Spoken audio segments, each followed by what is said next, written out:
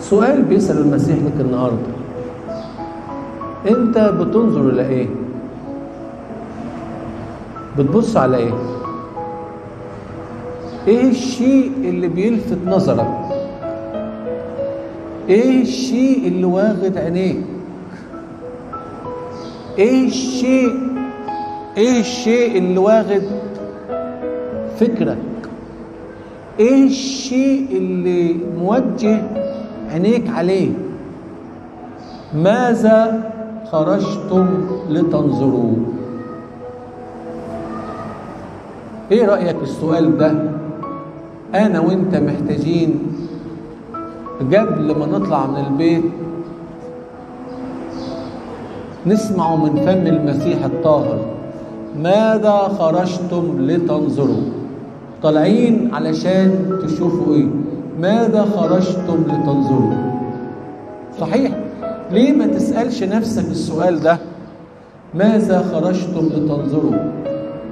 طالع ليه النهارده من بيتك؟ جاي ليه القداس النهارده؟ ماذا خرجتم لتنظروا؟ السيد المسيح له المجد نفسه اللي سأل السؤال ادى الإجابة، ولما ادى الإجابة حط قدامك يا إنسان الله إجابتين وقال لك اختار.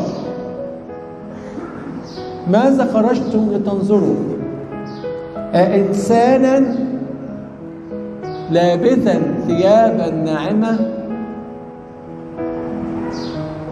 انت طالع عشان تشوف الناس؟ انت رايح تبص على الناس؟ انت مشغول بالناس وشكل الناس وملامح الناس وثياب الناس وما عند الناس. ماذا خرجتم لتنظروا؟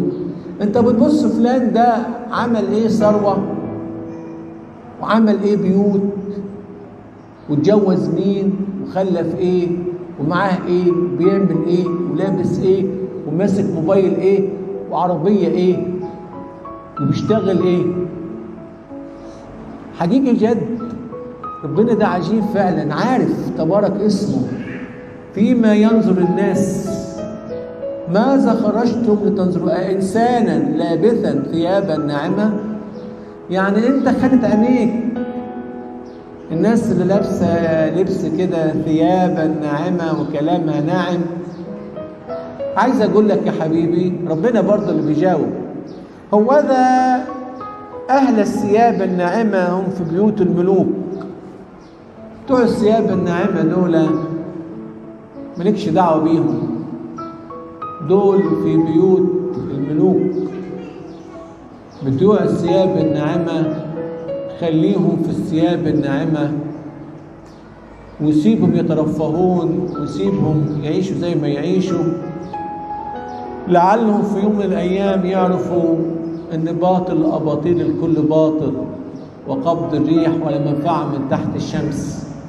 لا تغرك إيزابل بملابسها وبمحاسنها،